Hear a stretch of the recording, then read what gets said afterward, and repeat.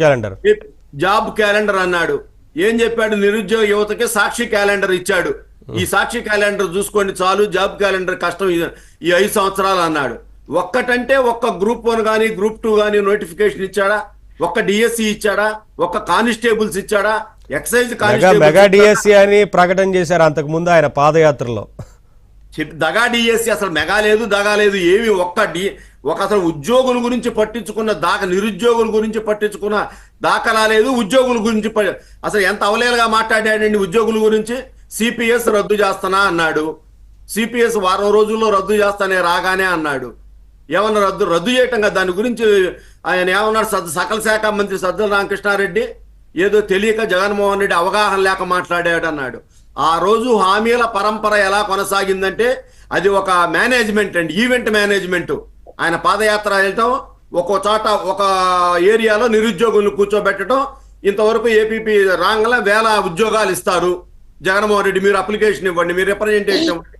ఇంకో కొంత దూరం పోగానే ఎన్జిఓస్ని మాయ చేసి మీకు ఎంత ఇస్తున్నారు? 10,000 కదా టెంపరీ ఉద్యోగులకి, మేము రాంగల 20,000 ఇస్తాము. అక్కడ కూర్చోబెట్టి ఆయన ఇచ్చింది ఏంటంటే 5 ఏళ్లలో వాలంటరీ ఉద్యోగాలు వేశారు. మొత్తం వాళ్ళ కార్యకర్తలకు సంబంధించి రిక్రూట్ చేసుకున్నారు. అదే సార్, చంద్రబాబు నాయుడు గారేమో సాధారణ ఇంజనీరింగ్ కాలేజీలో 3rd క్లాస్లో పాస్ అయిన ఇంజనీరింగ్ విద్యార్థికి సైతం నెలకి 50,000 1,00,000 సాధించే కంపెనీల్లో, పెద్ద పెద్ద కంపెనీల్లో ఉద్యోగాలు వచ్చే విధంగా ఉద్యోగ కల్పన సృష్టిస్తే చంద్రబాబు నాయుడు గారు, ఇన్ఫోసిస్ కానీ ఇలాంటి వాటిల్లో ఇవాళ సాధారణ ఇంజనీరింగ్ కాలేజీలో చదివిన చంద్రబాబు నాయుడు దయతో, చంద్రబాబు నాయుడు గారు చేసిన కృషితో అమెరికా వెళ్ళి డబ్బు సంపాదించి ఇవాళ పల్లెల్ని, తల్లిదండ్రులతో పాటు వాళ్ళ పల్లెల్ని కూడా అభివృద్ధి చేసుకుంటా ఉన్నారు. అదే జగన్మోహన్ రెడ్డి వచ్చి అదే ఇంజనీరింగ్ ఎంబీఏ చదివిన వాళ్ళు ఏం చేశాడండి? మద్యం షాపుల్లో, చికెన్ షాపుల్లో, మటన్ స్టాల్స్ లో వాలంటీర్ 5,000 వాలంటీర్. అదేమంటే వాలంటీర్కి సన్మానం అన్నాడు. వాలంటీర్కి సన్మానం చేస్తానని ఆ వాలంటీర్ల చేత తప్పుడు పనులు చేయించాడు.